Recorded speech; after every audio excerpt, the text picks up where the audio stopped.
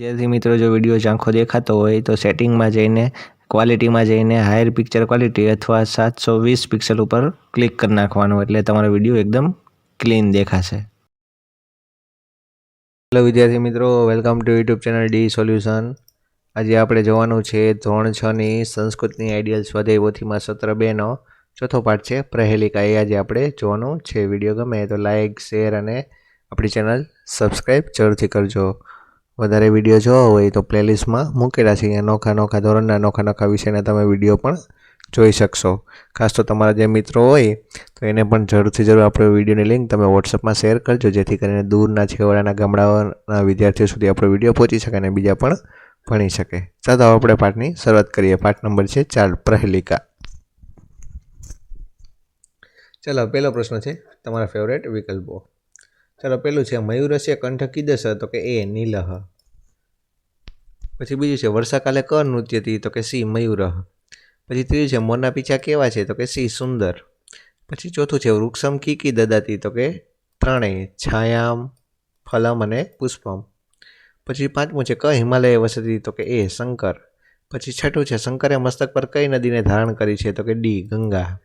પછી સાતમું ક ભારત દેશસ્ય ઉત્તરે અસ્તિ તો કે એ હિમાલય। પછી આઠમું છે ભારત દેશની દક્ષિણે કયો મહાસાગર આવેલો છે તો કે બી હિન્દ મહાસાગર। પછી નવમું છે ભારત દેશસ્ય ધ્વજે કતિ વર્ણા સંતિ તો કે સી ત્રય। પછી દસમું પુસ્તક શું આપે છે તો કે ડી જ્ઞાન। પછી આગળ બીજો પ્રશ્ન છે નીચે આપેલા વિધાનો ખરા છે કે ખોટા તેની નિશાની કરીને જણાવો। ચાલો એમાં પેલું છે પૂછમ સંસ્કૃત શબ્દનો અર્થ પૂછવું થાય તો જવાબ આવશે ખોટું। પછી બીજું છે તિરંગો માટે સંસ્કૃત શબ્દ ત્રિવર્ણ છે તો જવાબ આવશે સાચું।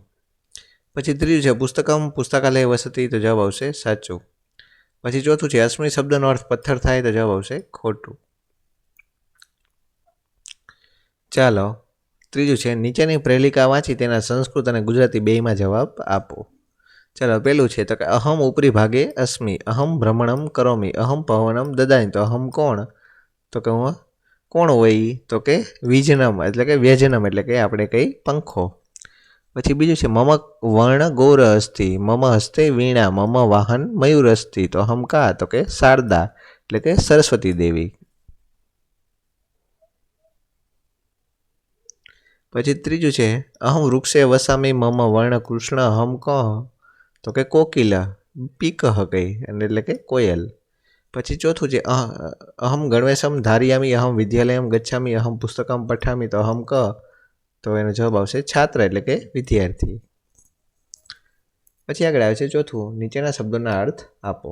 ચાલો અતિવ એટલે કે અતિશય અથવા અત્યંત, નીલ એટલે કે ભૂરો, પછી નેત્રયમ એટલે ત્રણ આંખો, લોકમિત્રમ એટલે લોકોનો મિત્ર, ગંગા એટલે ગંગા નદી, પછી દદામી એટલે કે આપું છું, ધારયામી એટલે કે ધારણ કરું છું, ત્રિવર્ણ એટલે કે તિરંગો, અસ્મિ એટલે છું, દક્ષિણ એટલે કે દક્ષિણ દિશામાં।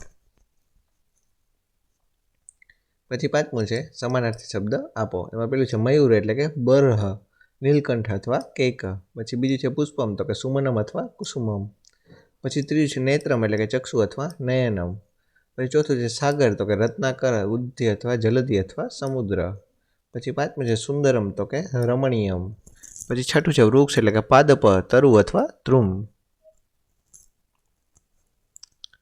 પછી છઠ્ઠો પ્રશ્ન છે અહમ છાયા દદામી, રેખાંકિત શબ્દના સાથે ફલમ, પર્ણમ, રસમ, કાષ્ટમ, પુષ્પમ જેવા બીજા શબ્દો મૂકીને બીજા 5 વાક્યો લખો। તો છાયાની જગ્યાએ આ બધા શબ્દો મૂકીને તમારે 5 વાક્યો બનાવવાના છે। તો ચાલો અહમ ફલમ દદામી, અહમ પર્ણમ દદામી, અહમ રસમ દદામી, અહમ કાષ્ટમ દદામી, અહમ પુષ્પમ દદામી। પછી સાતમું છે અહમ વને વસામી, તો કે રેખાંકિતના સ્થાને ગૃહે, મંદિરે, જલે, આકાશે, બિલે જેવા બીજા શબ્દો મૂકીને બીજા 5 વાક્ય બનાવો। તો ચાલો અહમ ગૃહે વસામી, અહમ મંદિરે વસામી, અહમ જલે વસામી, અહમ આકાશે વસામી, અહમ બિલે વસામી। પછી આઠમો પ્રશ્ન છે કૌંસમાં આપેલા શબ્દના યોગ્ય ઉપયોગથી ખાલી જગ્યા પૂરો। ચાલો પેલું છે પર્જન્ય સમય મયુરસ્ય નર્તનમ દ્રશ્યતે તો જવાબ આવશે નર્તનમ। પછી બીજું છે ભગવત શંકરસ્ય લલાટે તૃતીય ચક્ષુ અસ્તિ તો જવાબ આવશે ચક્ષુ। પછી ત્રીજું છે ભારતસ્ય ધ્વજે કૌસુંભમ ધવલ હરિત ચ અતે ત્રય વર્ણા સંતિ તો જવાબ આવશે હરિત। ચોથું છે પાદપ પતિકેભ છાયા દદાતી તો જવાબ આવશે પાદપ। ચાલો પછી 9મું છે, નીચે દર્શાવેલા ત્રણેય કોષ્ટકમાંથી યોગ્ય પદ પસંદ કરીને વાક્ય બનાવો. તો પહેલો શબ્દ છે ચટકા, ચણક અને ખાધતી. તો ચટકા, ચણક, ખાધતી. તો પેલું વાક્ય બનશે ચટકા, ચણક, ખાધતી. પછી બીજું બનશે હંસે તડાગે તરતી. પછી ત્રીજું સિંહે વને વસતી. પછી ભ્રમર ઉદ્યાને વિહરતી. પછી મયુર વર્ષાકાલે નૃત્યતી. પછી વિપુલ શાલા ગચ્છતી. પછી આગળ 10મો પ્રશ્ન છે, નીચેના ગુજરાતી વાક્યનો સંસ્કૃતમાં અનુવાદ કરો. એમાં પહેલું છે મારું નામ મનીષા છે. તો કે મમ નામ મનીષા.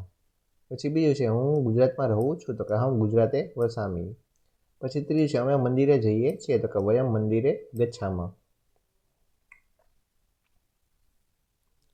પછી ચોથું છે શિવ ગંગાને ધારણ કરે છે. તો કે શિવ ગંગા ધારયતી. પછી પાંચમું છે પુસ્તક જ્ઞાન આપે છે. તો કે પુસ્તકમ જ્ઞાનમ દદાતી. પછી 11મું છે નીચેની પ્રેલિકાઓ પૂર્ણ કરો. ચાલો પેલું છે મમ કંઠ નીલ વર્ષાકાલે હમ નૃત્યામી મમ પીચ્છમ અતીવ સુંદર. તો અહમ ક. પછી બીજું અહમ છાયામ દદામી અહમ ફલમ દદામી અહમ પુષ્પમ અપી દદામી અહમ ક. પછી ત્રીજું છે અહમ હિમાલયે વસામી અહમ ગંગા ધારયામી મમ નેત્રત્રયમ અસ્તિ અહમ ક. પછી ચોથું મમ ઉત્તરે હિમાલય મમ દક્ષિણે સાગર મમ ધ્વજ ત્રિવર્ણ. તો અહમ કા. પછી પાંચમું છે અહમ પુસ્તકાલયે વસામી અહમ જ્ઞાનમ દદામી અહમ લોકમિત્રમ અસ્મિ અહમ કિમ. પછી 12મું છે નીચેની પ્રેલિકાનો ગુજરાતીમાં અનુવાદ કરો. ચાલો મમ કંઠ નીલ. તો મારો કંઠ ભૂરો છે. વર્ષાકાલે હમ નૃત્યામી. તો કે વર્ષા ઋતુમાં હું નાચું છું. મમ પીચ્છમ અતીવ સુંદરમ. તો કે મારા પીછા અતિશય સુંદર છે. તો હમ કોણ. તો કે હું કોણ છું, એટલે કે મોર. પછી બીજું છે અહમ છાયામ દદામી. તો કે હું છાયા આપું છું. તો કે અહમ ફલમ દદામી. તો કે હું ફળ આપું છું. અહમ પુષ્પમ અપી દદામી. તો કે હું ફૂલ પણ આપું છું. તો અહમ ક. તો કે હું કોણ છું, તો કે ઝાડ. પછી ત્રીજું છે અહમ હિમાલયે વસામી અહમ ગંગા ધારયામી. તો કે હું હિમાલય ઉપર રહું છું, ગંગાને ધારણ કરું છું. મમ નેત્રયમ અસ્તિ. તો કે મારે 3 આંખો છે. હું કોણ છું, તો કે મહાદેવ શંકર. પછી ચોથું છે મમ ઉત્તરે હિમાલયે મમ દક્ષિણે સાગર. તો કે મારા ઉત્તરે દિશાએ હિમાલય છે, મારી દક્ષિણ દિશાએ સમુદ્ર છે. મમ ધ્વજ ત્રિવર્ણ. તો કે મારો ઝંડો તિરંગો છે. તો હું કોણ, તો કે ભારત માતા. પછી પાંચમું છે અહમ પુસ્તકાલય વસામી અહમ જ્ઞાનમ દદામી. તો કે હું પુસ્તકાલયમાં રહું છું, હું જ્ઞાન આપું છું. અહમ લોકમિત્રમ અસ્મિ. તો કે હું લોકોનો મિત્ર છું. તો હું કોણ, તો કે પુસ્તક. ચાલો તો અહીંયા તમારો આ પાઠ થાય છે. પૂરો વિડીયો કેવો લાગ્યો તે કોમેન્ટ કરજો અને તમારા બીજા મિત્રોને જરૂરથી આપણો વિડીયો લિંક વોટ્સઅપમાં શેર કરજો, જેથી કરીને દૂર સુધી ગામડામાં આપણો વિડીયો પહોંચી શકે અને બીજા વિદ્યાર્થી પણ ભણી શકે. ચાલો તો વળી પાછા મળશું નવા વિડીયોમાં. ત્યાં સુધી જોતા રહો આપણી ચેનલ ડી સોલ્યુશન.